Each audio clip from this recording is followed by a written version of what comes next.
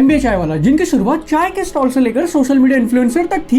आज के टाइम में हर कोई फ्रॉड बता रहा है। जिन लोगों ने एमबीए चाय वाले की फ्रेंचाइजी ली, उन लोगों का कहना यह है कि मैं सेल को लेकर, रेवेन्यू को लेकर फेक प्रोमिसेस किए गए। फ्रेंचाइजी कितने की है? हाँ कितने? तो हमारा इन्वेस्टमेंट है 25 लाख रुपए का इन्वेस्टमेंट है, जिसमें 6 लाख रुपए फ्रेंचाइज फीस होता है। हम लोग पूरी मदद करते हैं, मतलब हम आपको हाथ में आम दे देंगे कि खा लो। पहले 50-60 हज़ार का लॉस हो रहा है।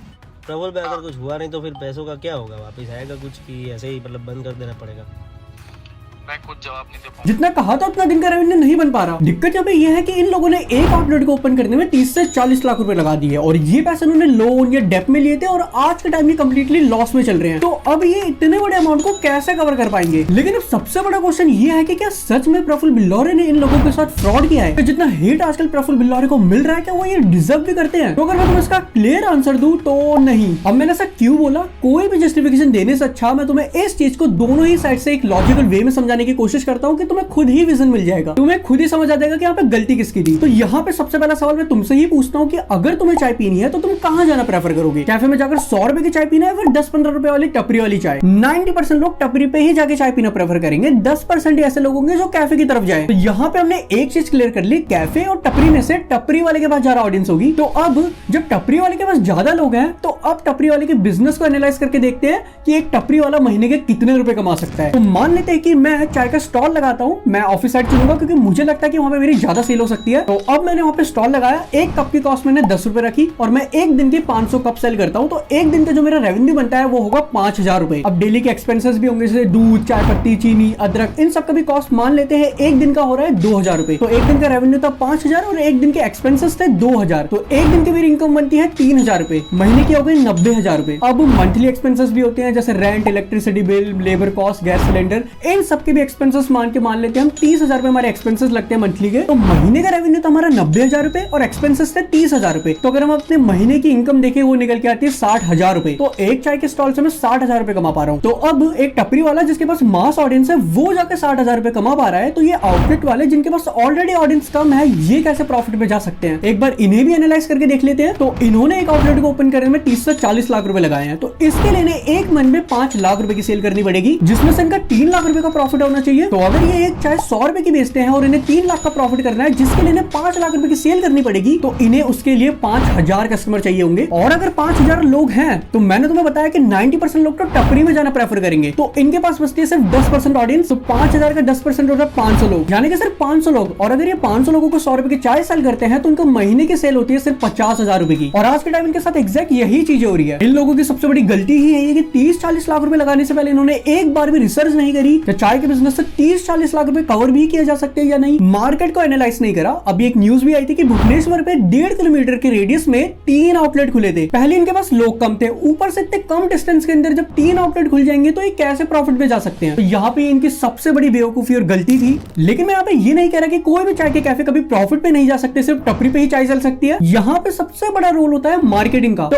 अब इन सारी चीजों को समझने के लिए हम प्रफुल्ल बिल्लौरे की भी साइड देख लेते हैं, तो हमें सब चीज समझ आ जाएगी। प्रफुल्ल बिल्लौरे जिन्हें एमबीए करना था लेकिन वो नहीं कर पाते, फिर वो अपना चाय का ही बिजनेस स्टार्ट कर देते हैं। तो अब देखो, प्रफुल्ल ने चाय का बिजनेस सर्वाइवल के लिए स्टार्ट नहीं करा था, मजबूरी में शुरू नहीं करा था कि उसे अपना घर चलाना है। उनका स्टार्टिंग से एम ही यही था कि उन्हें अपने छोटे से बिजनेस को बहुत बड़ा करना है। और ये बात भी वो अच्छे से जानते हैं कि अपने बिजनेस को बड़ा करने के लिए उन्हें इंटरनेट का सहारा लेना पड़ेगा। तो उसी टाइम से मैं इंटरनेट को समझ गया था कि दुनिया में अगर आपको किसी से भी कनेक्ट होना है तो internet is the best thing. उन्होंने चीजों को बिजनेस माइंडसेट से सोचा, चीजों को एनालाइज करा और एक स्ट्रेटेजी बनाई और अपने चाय के बिजनेस को ठीक ठाक लेवल पे लेके चले गए। फिर उसके बाद उनका एक इंटरव्यू आउट होता है जिंदगी और रिचा के चैनल पे, जिस इंटरव्यू पे 1.3 करोड़ व्यूज आ जाते हैं। और ये चीज उनका सबसे बड़ा टर्निंग पॉइंट भी था। वो इंटरव्यू इतना सारा वायरल होता है कि उस इंटरव्यू में से छोटी छोटी क्लिप्स को ट्रिम करके उसमें मोटिवेशनल सॉन्ग लगा के उन्हें रील्स और शॉर्ट में अपलोड करने लगे लोग। और ऐसे ही धीरे धीरे करके प्रफुल्ल बिल्लौरे फेमस हो जाता है। और इसका रीजन ही यही है कि जो उनकी स्ट्रगल स्टोरी थी उसमें दम था कि कैसे उनका एमबीए करने का सपना टूटता है, फिर भी बिना हार माने वो अपने चाय के बिजनेस से शुरुआत करते हैं और आज वो यहाँ पे पहुंच चुके हैं। और ऐसे टाइप की स्टोरी मिडिल क्लास और लोअर मिडिल क्लास लोगों को ही ज्यादा अट्रैक्ट करती है, जिनके कुछ बड़े सपने हैं, जो फाइनेंशियल क्राइसिस से गुजर चुके हैं। तो उन लोगों के सामने प्रफुल्ल हीरो बन चुका था। इन शॉर्ट, प्रफुल्ल की target audience lower middle class और मिडिल क्लास लोग हैं। लोगों की नजर में प्रफुल्ल क्यों हीरो बना? उनकी स्टोरी से। डेट मींस के लोग चाय में इंटरेस्टेड नहीं थे, लोग प्रफुल्ल में इंटरेस्टेड थे, लोग उनकी स्टोरी में इंटरेस्टेड थे। और ये बात प्रफुल्ल बिल्लौरे ने खुद कही है। जब लोग मुझसे चाय पीने आते थे ना तो लोग चाय नहीं पीते थे उज्जवल सर, तो मैंने कहा साला लोगों को मेरी चाय में इंटरेस्ट नहीं, मेरी बातों में इंटरेस्ट, तो बातें बताओ।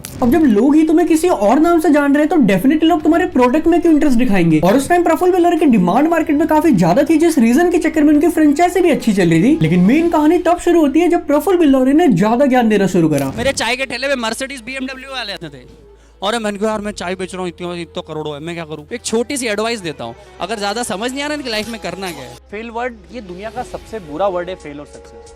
क्या होता है फेलियर? कोई भाषा है फेलियर? वही वो सारी सुनी सुनाई बातें, वो बातें जो हमने उन लोगों से सुन रखी है जो कि आज के टाइम में एक अच्छे लेवल पे है, जिनकी एक वैल्यू है मार्केट के अंदर। और जब वो सेम बातें कोई और करने लग जाता है तो लगता है यार ये क्या फालतू का ज्ञान दे रहा है। तो प्रफुल्ल के साथ भी यही हुआ, लोगों ने ट्रोल करा। जब वो ट्रोल हुए तो रोस्टर ने उनके ऊपर वीडियोस बनानी स्टार्ट करी। उसके बाद उन्हें काफी हेट और नेगेटिव फेम मिला, जिससे उनकी मार्केट वैल्यू भी गिर गई और उनका बिजनेस डाउन चला गया। तो कुल मिलाकर अगर हम देखें तो सबसे पहले तो गलती उन लोगों की है जिन्होंने चाय की फ्रेंचाइजी ली, क्योंकि यार चाय की फ्रेंचाइजी लेने की जरूरत नहीं है। मान लो कल को मुझे किसी मोची के पास जाना है और 2 मोची वाले, एक ने अपनी फ्रेंचाइजी खोल रखी है और एक मेरे घर के नीचे ही है, तो क्या मैं ट्रैवल करके उसके फ्रेंचाइजी के पास जाऊंगा, फिर जो नीचे ही मेरे सामने होगा उसके पास ही चले जाऊंगा। ये काफी कॉमन अंडरस्टैंडिंग है कि चाय हो गए, मोमोज हो गए, ज्यादातर स्टॉल में ही चलते हैं। तुम्हें आसपास क्या देखना, तुम खुद से ही चीज पूछ के देख सकते हो कि तुम ये सारी चीजें कहाँ खाने जाते हो। तो उन लोगों की सबसे बड़ी गलती थी कि 30-40 लाख रुपए लगाने से पहले उन्होंने एक बार भी रिसर्च नहीं करी कि इतना कॉस्ट वो कैसे कवर करेंगे। प्रफुल्ल ने यहाँ पे काफी समझदारी से काम करा। कोई भी इंसान होता तो यही करता, उन्हें पता थी ये बात, अगर उन्हें अपना बिजनेस बड़ा करना है, ज्यादा पैसे कमाने हैं, तो उसके लिए उन्हें अपनी फ्रेंचाइजी खोलनी ही पड़ेगी। और आज के टाइम मार्केटिंग के लिए सोशल मीडिया से बेस्ट प्लेस कौन सी है। प्रफुल्ल ने यहाँ पे काफी समझदारी से काम करा, लेकिन उनकी गलती सबसे बड़ी ये थी कि उन्होंने फेक प्रॉमिसेस किए। आप कितनी मदद हम लोग पूरी मदद करते हैं, मतलब हम आपको हाथ में आम दे देंगे कि खा लो। ये चीज उन्हें नहीं कहनी चाहिए थी, क्योंकि काफी लोगों को उन पे ट्रस्ट था जिन्होंने 30-40 लाख रुपए दे दिए। तो डेफिनेटली यार ये फेक प्रॉमिसेस तो नहीं करने चाहिए थे। एंड सेकंड चीज, इन्होंने फ्रेंचाइजी लिया, तुम्हें भी इमोशन में बहकर ऐसे 30-40 लाख रुपए तो नहीं देने चाहिए थे। तो अब तुम सोच रहे होंगे क्या प्रफुल्ल बिल्डर जेल जाएगा? तो देखो, प्रफुल्ल ने जो वर्बली कहना था वो कह दिया कि तुम्हारी इतनी सेल हो जाएगी, इतना प्रॉफिट होगा, लेकिन 99% चांस है कि एग्रीमेंट के अंदर ये लाइंस नहीं होगी। कोई भी इंसान बिजनेस की गारंटी कैसे दे सकता है कि तुम्हारी इतनी तो सेल होगी या तुम्हारा इतना तो प्रॉफिट होगा ही? ये तो कभी हो नहीं सकता, और ये बात एग्रीमेंट के अंदर भी नहीं होगी। और सच सिर्फ एग्रीमेंट का ही माना जाएगा, जिस भी टर्म्स एंड कंडीशन में दोनों ही पार्टी ने एग्री करा होगा वही एक्चुअल में ट्रुथ होगा। उस हिसाब से देखो, प्रफुल्ल बिल्डर का लीगली कोई कुछ नहीं कर सकता। अब तक उनके ऊपर 28 FIR दर्ज हो चुकी है, अगर जेल होनी होती तो अब तक हो जाती।